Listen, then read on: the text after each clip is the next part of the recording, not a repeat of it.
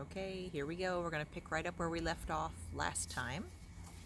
So we're going to start with chapter 29, and it is the beavers today. Let's see what they do.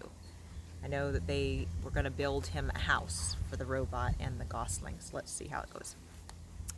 Every day the beavers swam along their dam, inspecting and repairing it. The wall of wood and mud allowed only a trickle of water to pass through, and it had turned into a narrow stream into a wide pond that many animals now called home. As Roz and Brightbill walked up to the pond, they passed hundreds of chewed tree stumps, proof that the beavers needed a constant supply of wood, and that is what gave Roz the idea. The idea for what? So the robot swung her flattened hand, and the sounds of the chopping wood echoed through the water. They were soon replaced with the sounds of footsteps and shaking leaves as the robot carefully walked along the beaver dam with a gosling on her shoulder and a freshly cut tree in her hands. The beavers floated beside the lodge and stared at the bizarre sight with open mouths as Mr. Beaver slapped his broad tail on the water, which meant, "Stop it right there." So the robot stopped. And, "Hello, beavers, my name is Roz, and this is Brightbill. Please do not be frightened because I am not dangerous."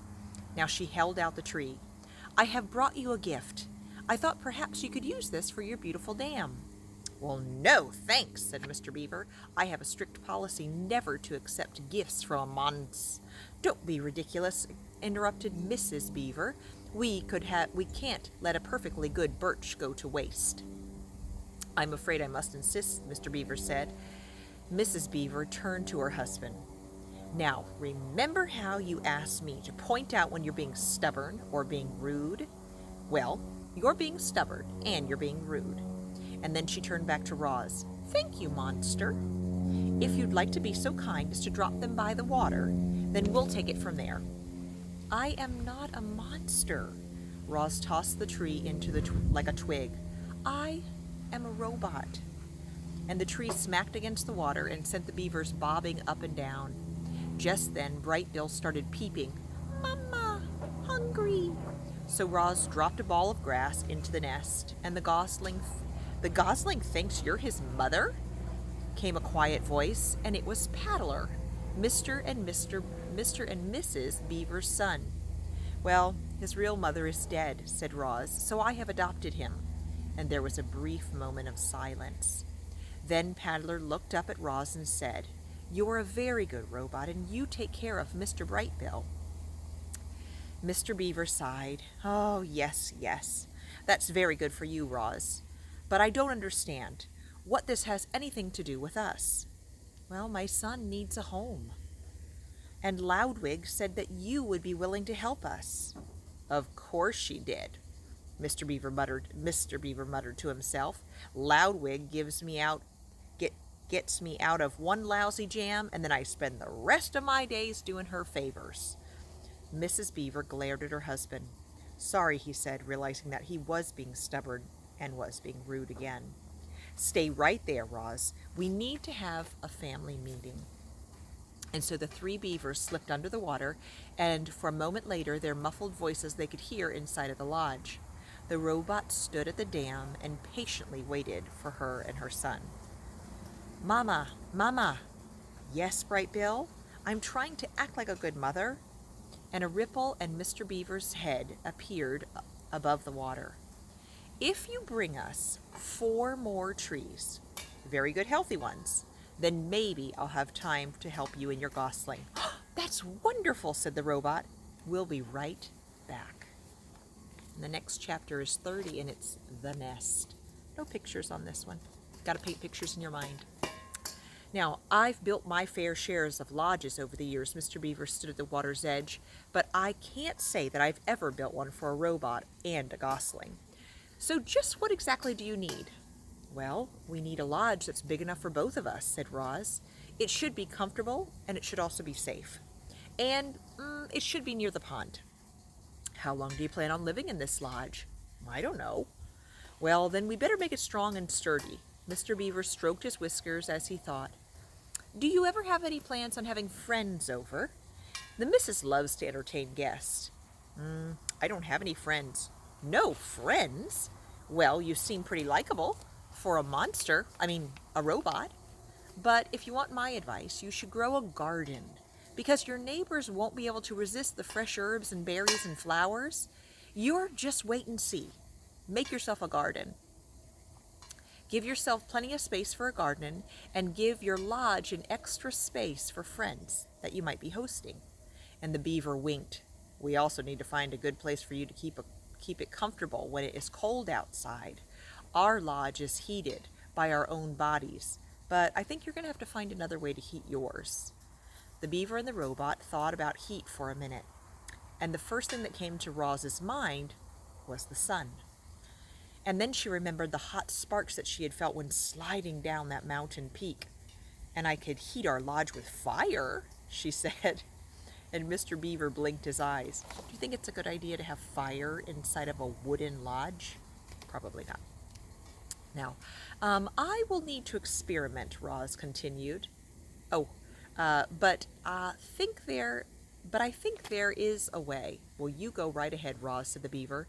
But would you try not to burn down the entire forest?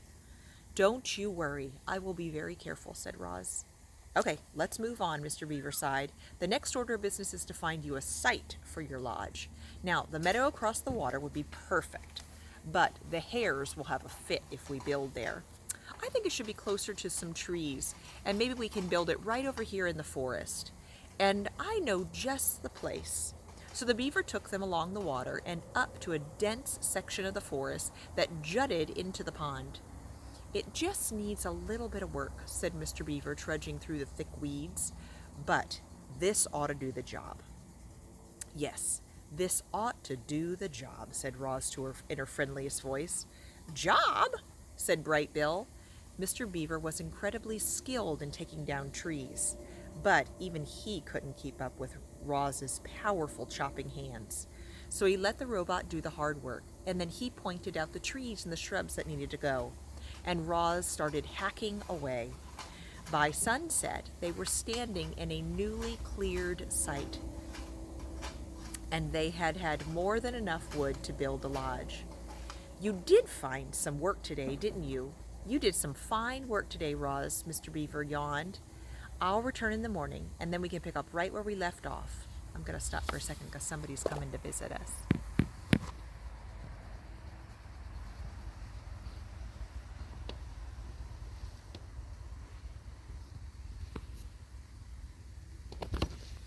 That's my little cat, Sticks. He might jump up here and say hello to us. Okay, back to the book.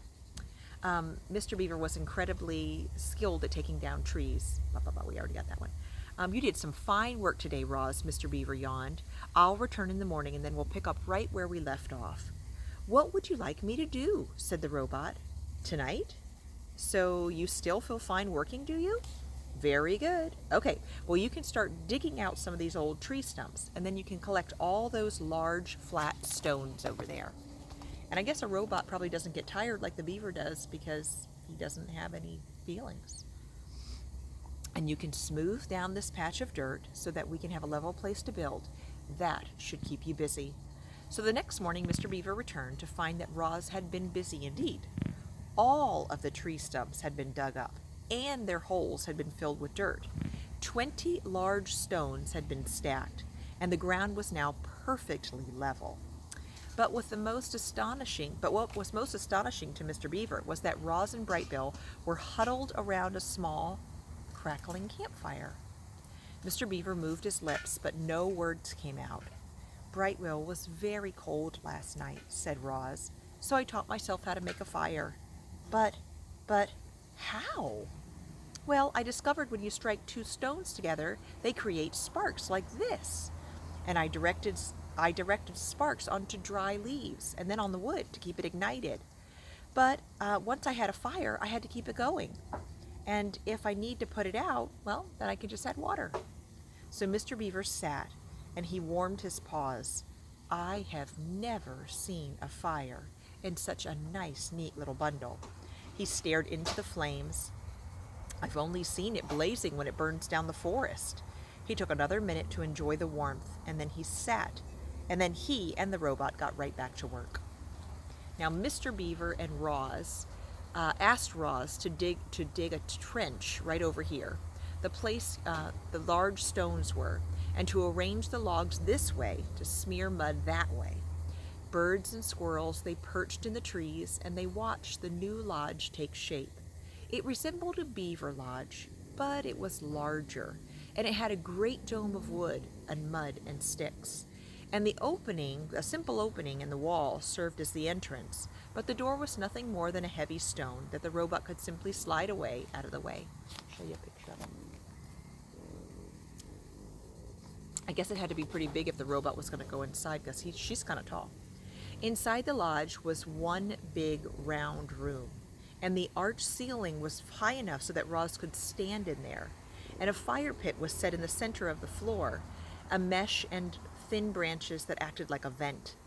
Now long stones lined the interior walls, like benches, and they were covered with thick cushions of moss. There was even a hole for storing food and water for Bright Bill. "You've got yourself a beautiful pond view property," said Mr. Beaver. "Now, what are you going to name it?" "I don't understand." "Why, a beautiful lodge deserves a name. We call our lodge Stream Catcher." So the robot's computer didn't take very long. "The lodge is for Bright Bill, and Bright Bill is a bird, and birds live in nest. So can we call the lodge a nest?" Squeaked the beaver. "The nest is a fine name for your lodge." "Nest, nest," laughed Bright Bill. They stood outside the nest and they admired their handiwork until Mr. Beaver's belly began to rumble. "That sound means it's time for me to go home and get some dinner." "Thank you very much for your help," said Roz. "We could not have done it without you." "Well, you are quite welcome," said Mr. Beaver, smiling. "For your garden, you'll want to speak to Tawny, and she is a doe and she lives over there on the hill. You know just what to do. She'll know just what to do. And now, if you don't excuse me, I need to go home because I am in a hurry before Peddler's Ears gets all the best leaves. Enjoy your first night in the nest." And I'm going to stop there for today. Tomorrow we pick up on the first night. So the first night in their new home, the lodge, which is now called the nest. And we'll see what happens. It's nice that he's taken such good care of that little gosling. Oh, I got to show you a picture from tomorrow. It's so cute. Okay, so tomorrow we'll start chapter 31, but before we go, I thought I would at least sneak in 1 or 2 chapters of Winn Dixie, because we'll do this one next. So if anybody has Winn Dixie at home, they can read along with me. And if you've ever seen the movie, it is a very good movie, and it's similar, but the book is so much better. So this is Because of Winn Dixie.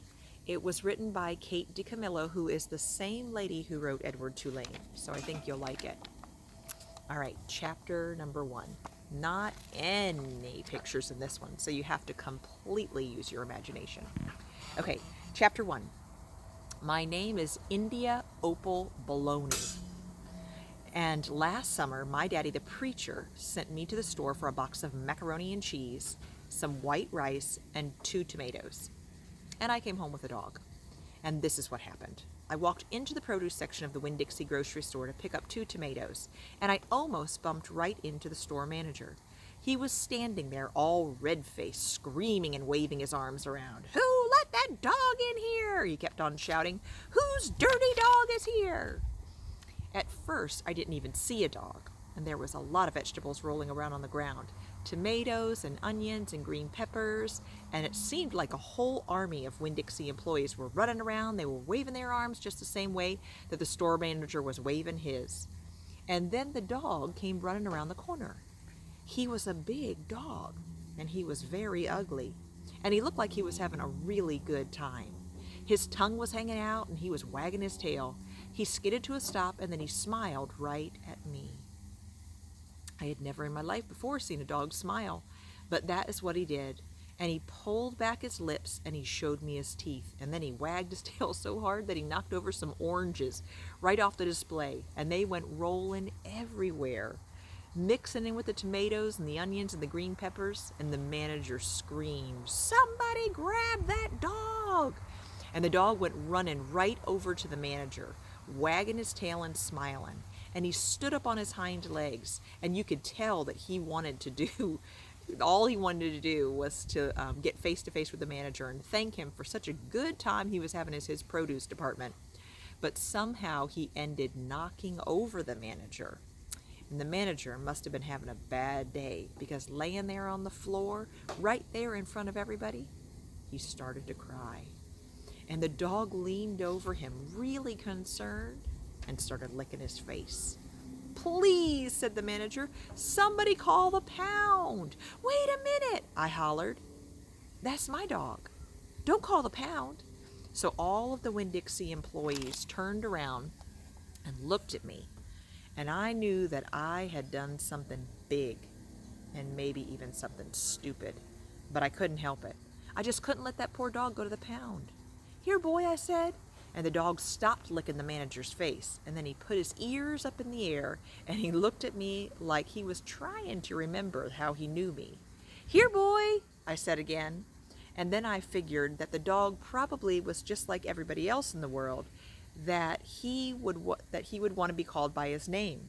Only I did not know what his name was. So I did the first thing that came to my head, and I said, "Here, Winn Dixie!"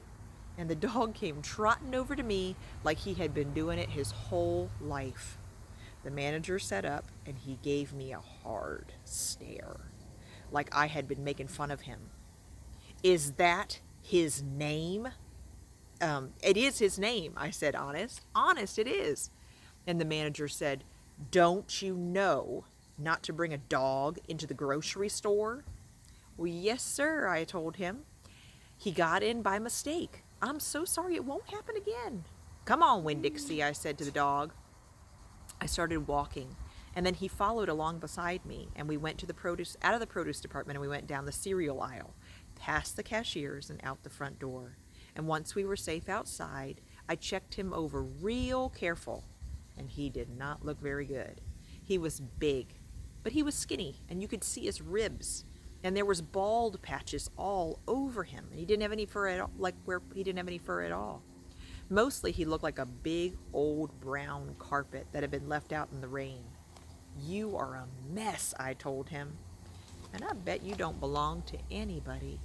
And he smiled at me, and he did that thing where he pulls back his lips to show me his teeth, and he smiled so big that it made him sneeze. It was like he was saying, "I know I'm a mess. Isn't it funny?"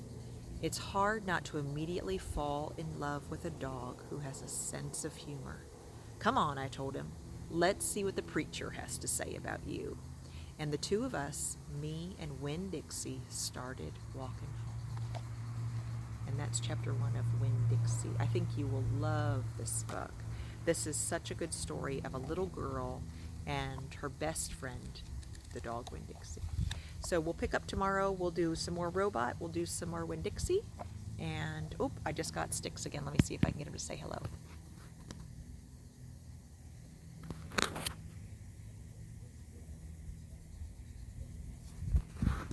He's running away.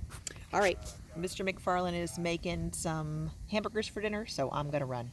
See you tomorrow. Bye.